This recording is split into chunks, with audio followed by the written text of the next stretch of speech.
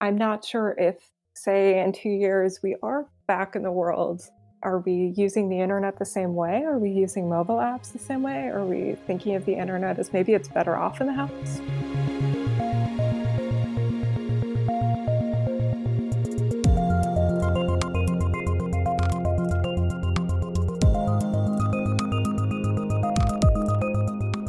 Hello and welcome to Tech Won't Save Us, a podcast that absolutely loved to see Lily Wachowski attack Elon Musk and Ivanka Trump on Twitter.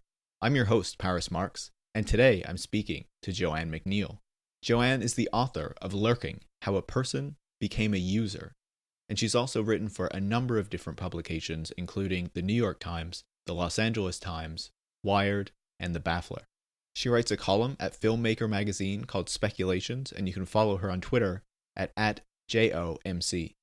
I think you're really going to like our conversation today, where we talk about how online platforms affect us as users and how our experience online has evolved since the beginning of the internet until today. Before we get into the interview, if you want to support the show, you can do so by leaving a 5-star review on Apple Podcasts, by sharing the show on your social media, or directly to friends and colleagues if you think they'll like it. And if you want to support the work that I put into this show, you can also go to patreon.com/ParisMarx and support us through there. Thanks so much and enjoy the interview. Joanne McNeil, welcome to Tech Won't Save Us. Hi, Paris. It's great to speak with you today. So you have this new book called Lurking, where you kind of talk about how our experience online has evolved over the course of, I guess, a couple or a few decades now, as the internet has slowly evolved and, kind of taken a greater role in our lives as we've come to use it more and more. And even the way that we form communities on it has changed. So I was hoping that you could start by kind of explaining a bit how our experience online has changed, and maybe also how that has kind of changed us and how we interact with each other online. So one of the things I wanted to tackle with this book is the idea that the internet was so great and now it's awful. And so, a lot of the things that we are familiar with today, like surveillance and harassment, that was present even from the very beginning. And in this book, I start in 1990 with the beginnings of the web, certain kinds of early online communities. And including AOL, which was very commercial program. I mean, a very, very corporate enterprise. And so I wanted to contrast that element of coming to the internet as a place where you're interacting with strangers under a screen name, and that there was a freedom and creativity that came from it, and how that transitioned over time as we started using our real names. Our photos became more identifiable in our online experience. And there are still aspects of that early internet available to us today. And just as those not so great aspects of the internet were happening back then.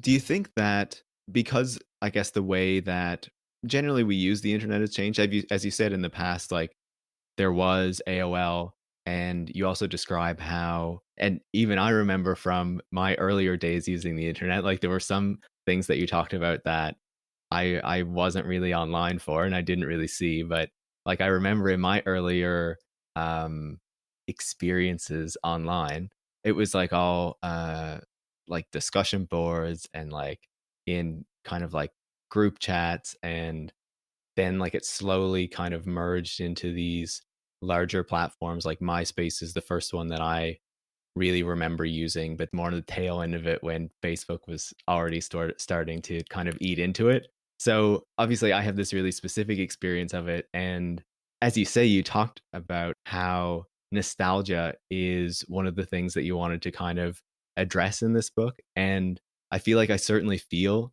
some nostalgia for like that period. But as you say, it's not necessarily the case that everything was so great back then too, right? Yeah, I mean, what I think some of that nostalgia is, and I certainly feel it, is the kind of dreamy quality of those early encounters. the ways that people would communicate with each other. I mean, when I look back at some early Usenet posts, I'm just floored by how beautifully written they were. And that's a aspect of language, use of language, that hasn't really been appreciated. I also get into the book like elements that happened around the time of the Great Recession, when you had the literary critics who were like, well, everything on the internet is dumb and it's all trashy people on the internet. So why would we pay attention to the internet? But I think in those early years, you didn't have that sense of needing to define. You had the gatekeeping aspects that came forth. I think that that kind of ultra gatekeeping aspects, I associate that with kind of the late aughts, whereas people like me would sneak in and write books, Right. which I did.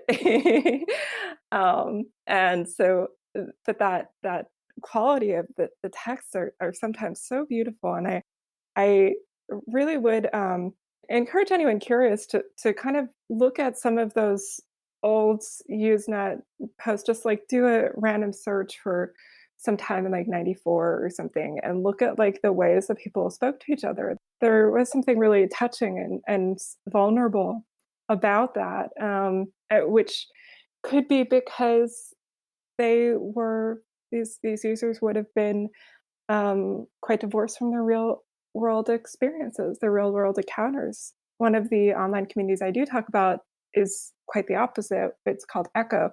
They were very much integrating the real world and having offline encounters as well, because they were all basically based in New York.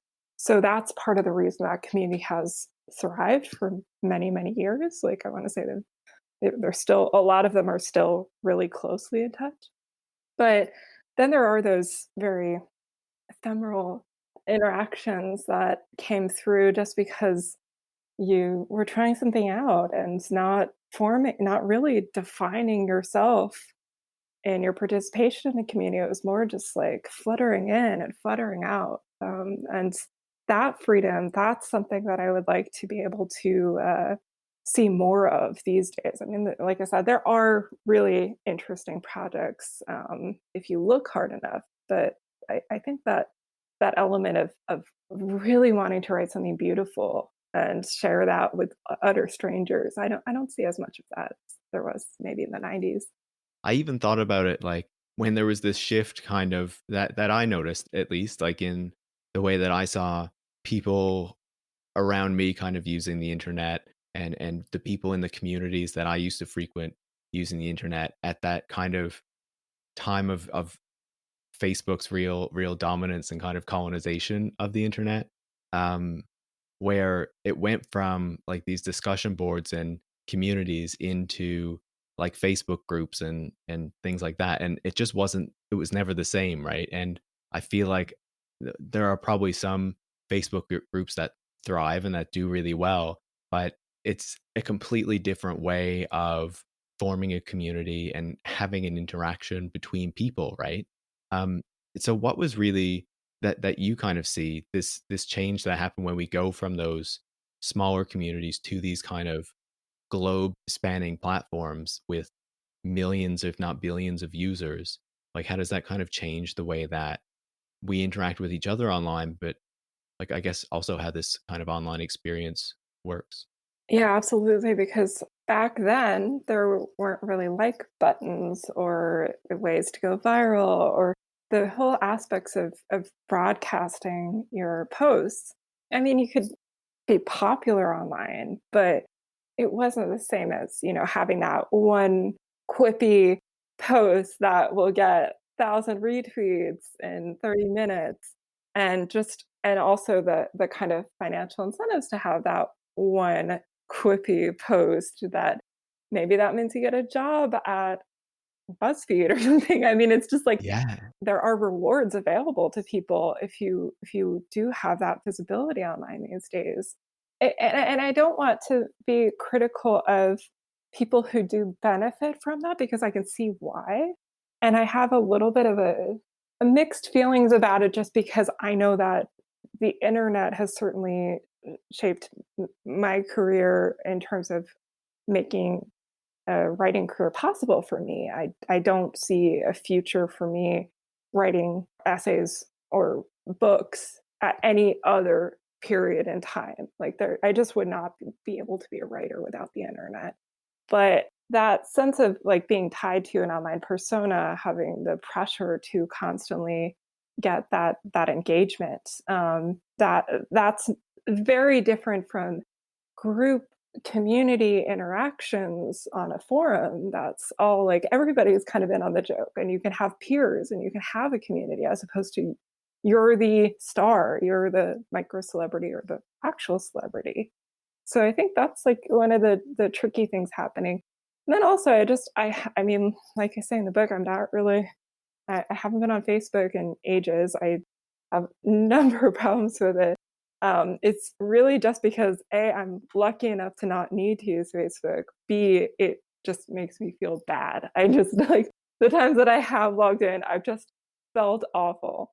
But my memories of using Facebook, usually for work or something like that, is just like, even when I was engaging, I just, the sense of the surveillance, like the sense of someone finding this post that it wasn't intended for. It was just kind of like, interacting with relatives at a wedding all times, like that kind of like sunny kind of something sinister is happening underneath the smiles, but let's like all be very sunny and professional-ish. And yeah, so I could never really deal with that, because it felt like work even when it wasn't work. I completely understand that feeling. I was off Facebook for, I would say, a couple years, I think. And then I got it back because it's just like the way that you keep in touch with so many people, right? And it feels so difficult. And it can almost feel like, because so much has moved onto Facebook, it can almost feel like if you're not on there, you're being excluded from things that are happening. And it's like you should know about this thing because it was on Facebook, but you're not on Facebook, so you don't know. And like it's completely wild, right? It's like become this really essential piece of how we live in the real world. And in that way, it becomes this platform that like everyone kind of has to have if you want to just be part of like this social life. That's so funny because I'm reminded of I had moved to LA 5 years ago, and when I moved there, I had a friend who was just like telling me about this party that she went to and something else, and it's like, wait, how did you hear about it? Of course, she was just like hearing about Facebook events, and I realized what a burden I would be to just like ask her whenever there was a party in our mix of like art and tech kind of community of people. Yeah. But I still did not want to join.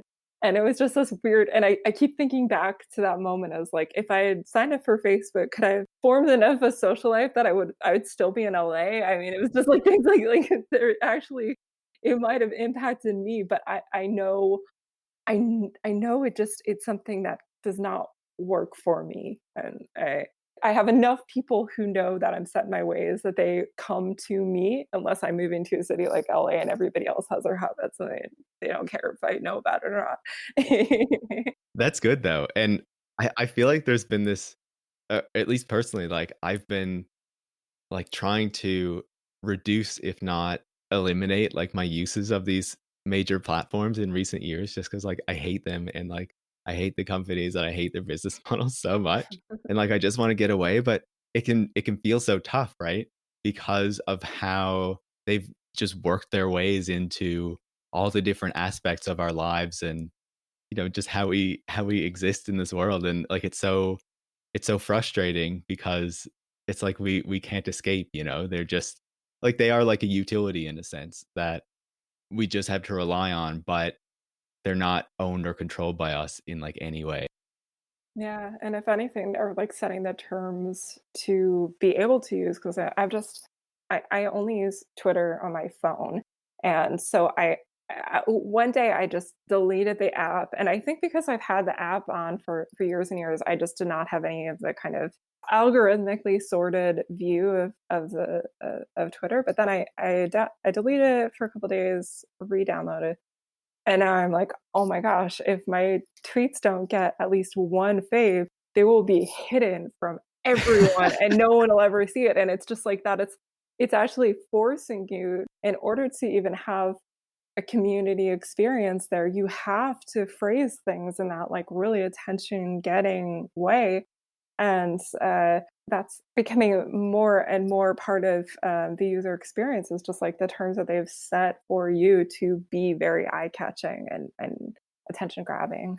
Yeah, I totally get that. And I actually have the Facebook app removed from my phone. I only use it on desktop because I'm like, that's the way I won't use it like nearly as much, you know? So that's like one way I try to get around it without actually deleting the account completely. But and I completely understand that about Twitter too, right? Because the all the platforms just build it in this way, especially these kind of like social media interaction platforms where like you want these likes and you want these faves because like it gives you that sort of validation and you know that people are like seeing it and liking it if you get that right and it's not just from people who are trying to like build a brand as a writer or like trying to build a community or something, right? You even get it from like regular people who are just going about their everyday lives on Facebook and posting about stuff with their family and friends, and they're like, are the people who I know like liking my post, and am I getting that validation from that, right? So it's so interesting. And one piece I definitely wanted to touch on while speaking with you was the way that our labor is actually essential to creating these platforms in that very way, because all of our posts on Twitter, all of our posts on Facebook, but even beyond that, because you talk about how when Google was making its search engine like in the early days, rather than just kind of indexing the web, it relied in large part on the changes that individuals were making to their personal websites and the metadata that they set and kind of the way that they were using the internet in order to properly rank the web pages and to see what people were actually doing with them. So it was the labor of users and the people who were using the web that were really essential to creating Google in the same way that our posts and whatnot are essential to Facebook and Twitter and all that today. Yeah, absolutely. This is one of those stories about the founding of Google that I'm surprised isn't better known, because the way that it became so prominent as a search engine is because they had the best search engine. The other search engines, what you had Ask Jeeves or something, I think Lycos, like all of these search engines that you just enter information, you enter a search string in, and it would be kind of like a jumble of results because they were searching just for the words. But the PageRank, what they came up with as a formula to decide what would be the most relevant results, they were looking at the words that were in a link. So if the text you used on the link to the Museum of Modern Art were the words Museum of Modern Art, they would score that as, oh, this is probably a link to the Museum of Modern Art. Why would someone just use that language for a link to Yosemite Park or something? I mean, Yeah. it's probably what the reason that it's a link. And so that would also mean that it would get high scores for museum or art or other things. So these are decisions that users made when they were setting up web pages. And the thing is, we're not really seeing that return back to the user, because this is a business. It's not a co-op. It's not a nonprofit. They're using this information to build a business and scale it up. It's so interesting as well because search has just become like one of these really essential tools to using the web. And we have so little control over it. And another, I think, really important piece when considering the history of Google in particular is that like it wasn't one of these companies that was founded in a garage and like built by these entrepreneurs, right? The founders of Google were at Stanford. They got public research funding. Google was the recipient of government grants when it was getting started. And then this tool that was developed at a university with public funds was then privatized and turned into the company that is Google now, right? I mean, that's one of those things. I don't really get into it much in the book, but I am kind of fascinated with the different class backgrounds of various founders. And so with Google, you have very much academics, and Zuckerberg, well, he dropped out of Harvard, but he didn't stop, using Harvard in every single possible press release and like mention it all the time. Yeah. But Twitter was founded by Ed Williams and Biz Stone. They were working at Google, but they were working class dropouts. So there was like a pushback to these academics and where the people who had very humble upbringings. And it's something that I would like to see more research into it, because one thing that's very intriguing about Silicon Valley is that it's a place that being a dropout is not, the stigma is not quite the same. Now, a dropout, if you're a white cisgender man, um, it is very different from other kinds of dropouts or high school graduates. But that's one of those things where I feel like publishing and the media is still not quite getting Silicon Valley or the tech industry in general, because of like the very funny ways that class plays in that industry as opposed to in publishing. Yeah, I think that's an interesting point. I was recently talking to Rob Larson, and we sort of touched on that as well because Bill Gates obviously comes from this, quite wealthy and well-off family in Washington State. Jeff Bezos, like we were talking about this as well, how Jeff Bezos, how Peter Thiel, how Elon Musk kind of have these fathers who were engineers and had these links to colonial Cuba in the case of Bezos's father, and apartheid South Africa in the case of Thiel and Elon Musk, right? And kind of obviously gain some wealth Yeah. through their associations with that. So it is really interesting to kind of see the class backgrounds of a lot of these founders. And honestly, I hadn't known so much about the working class backgrounds of some of them as well, because it seemed like there were a lot that were coming from this more well-off background, even though they presented themselves as like these really kind of self-made individuals, right? I would say that's the case for most of the founders, but there are still a few, and still certainly executives and workers. It had pretty early on presented itself as like an alternate path for someone who might not have fit in to, say, media, publishing, Hollywood, even Wall Street. So that's definitely like underwritten about, and another like wrinkle there that is something that I've been thinking a lot about is that we have these stories about, I've talked about this in my book. Why I wrote my book as my first internet experiences or AOL is because I was so tired of hearing about people who set up BBSs when they were 7. Like their father came home with a computer and their father was a computer engineer. And so there is like also this like upper middle class background of like your father was an engineer and he brought home a computer in the 80s, and so you had a head start and that's why you have a career in computer science. And then I wanted to kind of push back that a little bit with, well, yes, I was on AOL. It was very ordinary. It was for the masses. And just like kind of push back against these narratives, because it is a lot more complicated than as simple as like these were all rich white guys. They were white guys, but the class thing is still a little bit tricky. That's so interesting. And like I completely agree with you. I feel like so many of the stories that I see are like, yeah, my dad brought home this computer when I was like a kid, like, way back when before the internet was even really kind of getting going, right? And so obviously those people have kind of a leg up on the others who might be trying to get into the industry. And I think when we talk about kind of the people who are present in our histories of tech and the people who maybe we leave out or are not even so aware that we're leaving them out. I think your book provided a really interesting and really insightful example of that, because you talked about how at the time that the internet was growing and kind of, emerging, people were getting online, it was the same time that the AIDS crisis was gripping the world, right?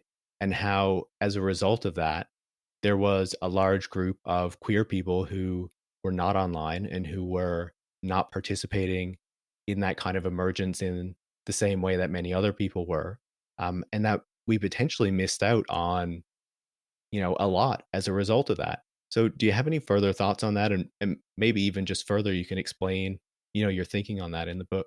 Absolutely. I'm glad that you're asking this because it was something that I kind of debated when I was working on the book, whether to include it or not, because I didn't have, I wrote it very awkwardly, but to kind of explain the context of it, in that chapter, I talk a lot about Silicon Alley, 90s New York tech scene.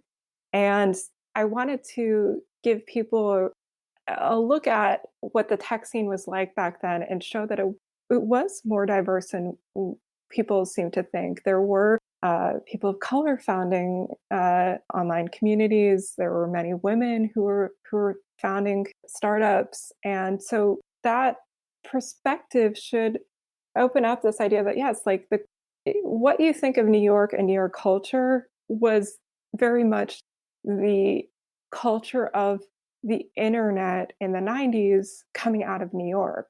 But the absence there is that because, I was starting out right around 1990, an important art and culture oriented community in New York was just absent. And I think another part of that was I was reading the David Wojnarowicz biography by Cynthia Carr, and I early on in writing this book, and that book, it was just something that I picked up and sped through because it's beautifully written. But just seeing all of his references to surveillance and seeing how he was a very multimedia oriented artist, and knowing, it was Laurie Anderson that loved the internet. It was Chris Marker who took to the internet. These artists who had a very multidisciplinary, multimedia oriented practice, they were the ones who really took to the internet. And I remember reading that book and being, I wonder what he would have done with the internet. So I added this. It's just like several paragraphs. It's quite brief, but I'm glad it resonated because I wanted to respect that there had been an absence in the city and give people an opportunity to imagine what could have been. I thought it was a great inclusion because so often when things are lacking, it can be so difficult to even recognize that they're not there, right?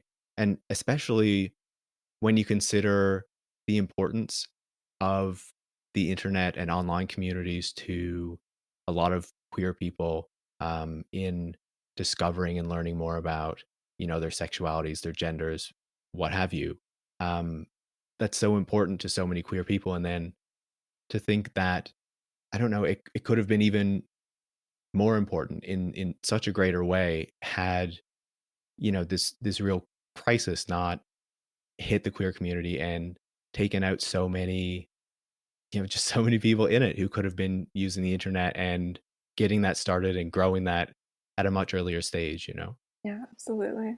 So I love that piece of your book, even though it was only a few paragraphs. But I think it drew attention to an important thing that, again, it wasn't something that I had seen before. So maybe it's again another thing that there does need to be more writing and researching on and just thinking on, what that might have looked at, and even just chronicling the ways that queer communities were using the internet at that really early stage to have it there, right? Yeah, absolutely. I mean that's what I hope my book might do is that give people ideas of areas that there isn't a lot of writing about at the moment because there is a lot to say. And I thought of my book always as like, okay, if you have 8 hours to tell someone everything you know about the internet, go. And that's all that it was just like, how much can I stuff in here in as little time as possible and still make it enjoyable? And so if people find things in there and they want to run with it, I hope they do because we certainly need more writing on these subjects. Personally, obviously, I think it's a success because I really liked your book. And so I wanted to ask you about one more thing because speeding up to the present, there, I think, is this kind of ongoing change in how we use tech platforms because COVID-19, this pandemic is raging and we're all stuck at home. Facebook and Instagram, and they say that YouTube, they say that these platforms are kind of seeing greater use than they normally do because people are stuck at home, and this is the way that many people are having to communicate now. Um, I know personally, like I've taken note of how it's terrible to say, but like there just seems to be more death kind of like when I'm scrolling through Twitter and like you see these stories about earlier on it was, about China and then about Italy and then, as it hit more European countries, Spain after that. And now what's happening in the United States is really terrible and really tragic and really concerning, right? So I wonder if you have any thoughts on how COVID-19 is maybe again kind of affecting our experiences online and having to be so reliant on these platforms. One thing I think is interesting about this moment is that we've just gone through a decade of mobile being the way of interacting online. That we were just talking about what we have on our phone and what we don't. I only check Twitter on my phone. You only check Facebook on your computer.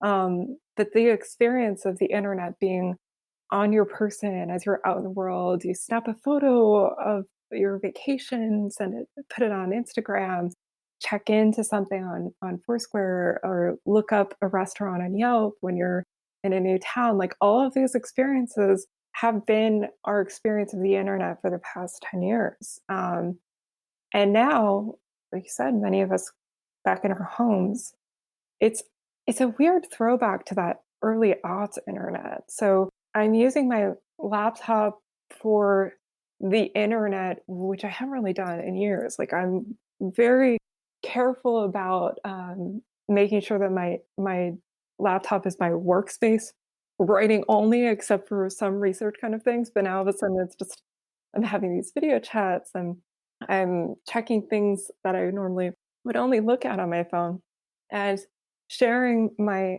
home with the people I'm communicating with. So that stationary aspect of the internet, like all of a sudden, because the users are stationary, that's really interesting. And I'm not sure what's going to come of it. I'm not sure if, say, in 2 years we are back in the world. Are we using the internet the same way? Are we using mobile apps the same way? Are we thinking of the internet as maybe it's better off in the house? That could be possible. With video chat, I remember feeling like, oh, this is not so fun when it's on my phone because it's just like a little screen. But when it's on your laptop, it's okay. But the other thing that I think is interesting about that question is aspects of grieving and having to account for these tragedies, these deaths that we're encountering on platforms as stories. I mean, I hope people are seeing these stories because there are so many Yeah. and they're outrageous in many times, like how unfair or exploitative a lot of the work, especially the situations of workers who don't have protections, and having that as part of the ordinary scroll. I know that I'm not white, my ordinary sarcastic self on platforms as I might ordinarily be. Just I feel very awkward like promoting stuff of my own because it feels like I don't want to be mixed in with this moment that at least among the people that I follow on Twitter are being quite I feel like I follow good people on Twitter, so they're really like respectful and aware of what's going on. And just like taking that as part of the context that we're speaking in. But I have been splintering off into various kind of group chats and group DMs, and that's energizing in a way that I haven't felt about social media in a long time, because all of a sudden in a little group DM, there's no pressure to go viral. It's just you and your several friends. And then the other thing that's really nice, um, you can kind of let it sit for a couple days, and then maybe someone shows up, it has something to say, and then you disappear. And if there, if it's like five close friends that are just all various places of the country, they're just going to drop in and say something. And remember when forums were like that you didn't have to write something every single hour. It was just kind of casual. You drop in, maybe remember, oh, I'm going to go to that message board tomorrow. So that's slowing things down a little bit, decentralizing it a little bit, even on the platforms. I mean, these are group DMs. I'm using Twitter, but I'm finding I don't want to say the internet's great now, because it's actually it's just the ways that people are using technology, whereas you can't see people in person. So it's kind of doing more than the internet ever should have to. Um, but I will say that people are, given these circumstances, it's interesting to see people, users, take control of their internet experiences and say, "Hey, I just don't want to like go viral anymore. I'm just going to have this group chat, and that's going to be my social media experience."